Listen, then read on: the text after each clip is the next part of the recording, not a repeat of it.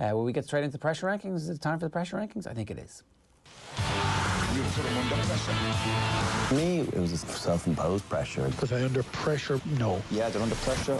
Everyone's under pressure. OTB AM's pressure rankings with Gillette. And the big pressure. Right, our pressure rankings every week in association with Gillette. We talk about 5 of the things, people, trends that are most under pressure from the weekend of sport. And that was a weekend that gave us plenty to talk about, Eoin. It certainly was. We've already mentioned and given a bit of a teaser to number 5 this morning on our pressure rankings. Number 5 is the GAA. So the GAA have handled 2020 pretty well. You know, they've had an important part to play in the community. They've adapted, they've tweaked their championship, and they look set to navigate this year fairly well. But maybe the pressure starts to come on the GAA now, because you'll have seen the emotion of Ballymun players after their win yesterday. You'll have seen Ballyhale Shamrocks look like one of the great club hurling teams of all time. Like, did you see Davy Fitz hopping up and down the line with 6 Mile Bridge at the weekend? Those are the faces of people who do not have a provincial championship, who do not have an All-Ireland championship. Imagine telling Davy Fitz, yeah, well done on winning Clare, but we're not going to allow you the opportunity to prove that you're the best in Munster, to prove that you're the best in Ireland. Good luck with whoever is having that conversation, knocking on Davy's door and saying, sorry, by the way, GAA pulled the plug on the provincial championship. I reckon there is going to be a lot of pressure ratcheted up on this decision over the next little while. It makes sense why they made this decision in the first place, but still, when you see that emotion over the last couple of days, it's hard to think that some people won't be a little bit peeved by the fact that they won't have further games. Give us an interprovincial championship in January and February, is that what you're saying? I'm saying it could easily happen, absolutely. Like, as Conor was saying, there probably needs to be a firm idea of what 2021 is going to look like.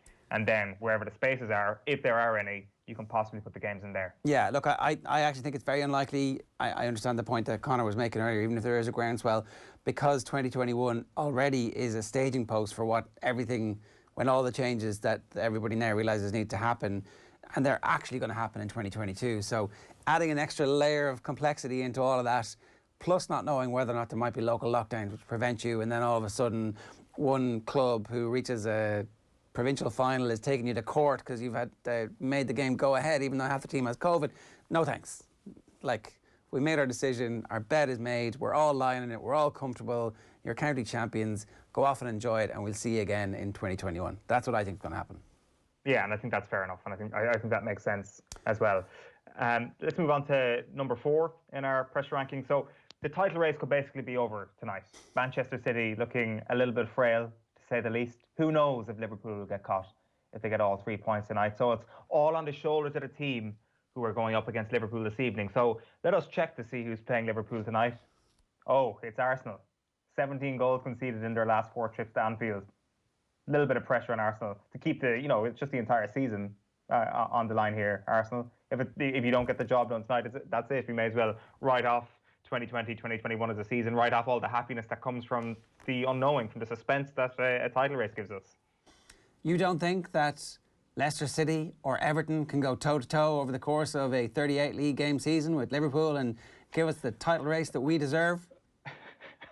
I sense the sarcasm when you write, but it's hard to not think that Leicester can't sustain a challenge after yesterday. Like, I'm believing that they can. I think that you look at the reasons why they're not going to be as good as last season, and maybe the only thing you might have pointed to before the year starting was that Jamie Vardy is a year older, and we should probably know by now that the more we doubt Jamie Vardy, the less likely he is to actually fade away. We thought in the middle of last season, there's no way he can keep scoring all these goals. There's no way he can stay fit. There's no way Leicester City can sustain this challenge. Now, they did fade away towards the end of the season, but did they not learn from that? Yeah. Did they not build on that this season? Like, the only thing that I would have thought, as I say, is that Vardy might have taken a step back this season and then collectively they take a step back. But clearly he hasn't.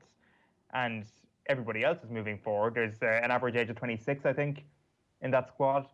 Things look pretty rosy for Leicester City. I think it absolutely is a very real prospect that they get a top 3 finish this season.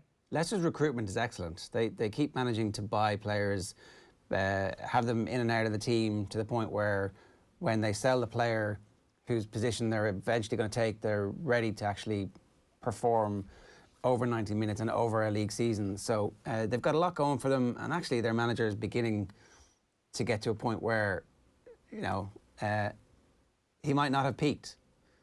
There's that theory that Miguel Delaney has about managers only having a couple of years, really 3-year period where they're at their absolute peak. It's possible that Rodgers hasn't actually had his yet. That everything up to this point has been him learning to get to. I mean, look, No, I think that's right. Like, I'm not sure, did he see his post-match interview on Sky yesterday? There was something weirdly emotional about it, where he was like, "I've been trying to coach my teams to do this for so long." It almost felt like yesterday was finally when the Brendan Rodgers message was produced at its most clear. I listened to the game. Maybe this is the peak. Maybe he has now arrived at it. I listened to the game on the radio, and the lads were basically 20 minutes in going, geez, this game's over. You know, all City need to do is get that second goal and it will be 5 or 6. Like, I was thinking, like, you know, you sell the game here a bit, lads. Like, you know, people are going to be tuning out. It's like, ultimately, this is such a dominant performance by City. Leicester don't really look at it at all. And then all of a sudden it was like, oh, hang on, Leicester have got a penalty. What's going on? And the second half turnaround is so complete. So the fragility of Manchester City, I think, is also the main thing that, like, even if the decision to take off Fernandinho is wrong, that's why the title race all seems to be on Arsenal's shoulders. They need to beat or get a point tonight. Otherwise, Liverpool can cascade gently towards another 90-point season and win by February. But possibly. Well, I will say the pressure is definitely on Arsenal to at least keep it mad. Keep the Premier League mad. If Liverpool get beaten tonight, then we can officially put this down as a crazy start to the season. So that's where the pressure is on Arsenal for me. I think that there's, seriously speaking here, like, there is a good chance that we do get a title race of some description, because Liverpool might lose games as well that don't happen to be up against Arsenal in down the line. Right, number 3 in our pressure rankings this morning is Ruben Dias.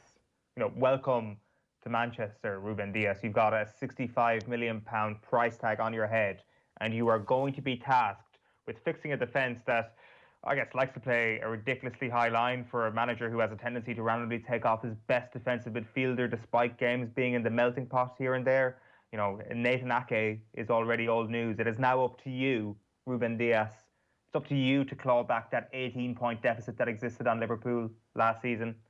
You know, you're going to need to win Manchester City a Champions League title as well this season, if possible. The club, they spent like £500 million on essential defenders down through the years, and there is a general sense that they finally know what a centre-back looks like. You are that centre-back. No pressure, Ruben Dias. Ruben Dias, you're in at number 3 in our Gillette pressure rankings. We, of course, have seen Ruben Dias play in the flesh, Eoin. Yes, we have. We sure have. That was a very telling performance for Ruben Dias. We knew that he was going to come good that day. A night actually for Benfica that João Felix didn't even play in, and he wasn't good enough to make the team that night. Wasn't even good enough to make the team. And that brings us seamlessly on to number 2 in our Gillette pressure rankings this morning. At number 2 is Josep Maria Bartomeu. I think he's appeared in this pressure rankings a number of times already over the last couple of months. There will never not be pressure on Bartomeu this season after almost allowing Lionel Messi to leave the club, and that pressure is only going to intensify now as a result of the events over the weekend. So for him to not have pressure on him, for him to not be in the spotlight, he probably needed Luis Suarez to pass his fit and proper Italian test, or whatever that thing was. He needed Luis Suarez to be good at Italian. He needed him out of the country, he needed him playing for Juventus, and he needed him not in the general view of the Barcelona supporter and not in the same league as the Barcelona player, because at the weekend, Luis Suarez proved that he still has it. Scored a brace in his debut for Atletico Madrid. Granted, they were up against a very poor Granada side. We called him 2 men and a baby last week. Himself, Diego Costa, João Felix. They look amazing. They look brilliant. They like João Felix playing on the left of a front 2 in a classic Simeone 4-4-2. Looks like he is finally going to arrive and be the player that Atletico Madrid knew they were buying for whatever they paid for him last summer. And Suarez is going to be a little bit of a nuisance for every team that he comes up against this year, especially alongside Diego Costa, but he's also going to score goals. And every goal that he bangs in, every step closer that Atletico Madrid take to actually launching a proper title challenge in the Liga this season is added pressure on Bartomeu. I think he's going to regret the breakdown in relationship with Luis Suarez. Certainly Luis Suarez's inability to speak Italian in anything other than the infinitive. The only one thing that you would say is that Barcelona have apparently gone from having the real Ronaldo and Ronaldinho to Leo Messi to Ansu Fati, who scored twice in the first 20 minutes. When the absolute crisis is raging around and you absolutely need your team to come out and perform, you turn to the kid and he's like, yeah, no worries, everybody. I've got this. Scores twice. Already did the same for Spain just recently. And it's like, well, I mean, everything is fine again. Also, Messi, I mean, you know, you're great and everything and you've been really good for us, but we're okay. We're going to be okay. Well, that would be the ideal situation, is that Messi is bringing along Fati to be the next great thing over the course of the next season. It could take a couple of years, though. Like, he's still only, what, 17? Like, it's a ridiculously young age to be already crowning him as the heir. But yeah, that's Bartomeu who comes in. He's 18 on Halloween. He's born on Halloween. Oh, he's 18 on Halloween, okay. Eoin Sheahan. That's the kind of perfect. Think of all the puns. Think of all the lifetime of good stuff that we can do. Look, you're right. Bartomeu should definitely be there. I think it's only fit and proper that he should be at this point. But more than that, there is somebody else who's under the most pressure at the moment, because Steve Bruce has emerged as the unlikely union leader. What's going on? I can't believe we've got to 9:10 on this Monday morning and we haven't mentioned what is tearing the entire football world apart. At number one in our pressure rankings are football's lawmakers. And I'm not just talking about lawmakers in general here. I'm talking about IFAB. 4 letters that send shivers down all good football men's spines. That's the International Football Association Board and their fancy headquarters in Zurich. The game is gone as a result of IFAB. They are public enemy number one. And if you had to put a name on public enemy number one rather than IFAB, you'd have to pick David Elleray. He's a former top flight official. He's a former Harrow schoolmaster. But worse than that, he has now ruined football. He's ruined everything, in fact. Like, how could you prompt poor Roy Hodgson into an emotional post-game rant on the BBC Twitter account that has racked up 2.5 million views at this point? The man is 73. How could you do that to him, David? How could you force, as you say, Steve Bruce into calling out a decision that benefited his own team? Yeah. How could you force Jose Mourinho into not commenting on refereeing decisions? And, of course, worst of all, you forced Mike Ashley into rubbing his hands with glee, sitting in the stands, smiling at something. You caused Mike Ashley to be happy. That is the most sickening side in all of football, and that is all of IFAB's fault.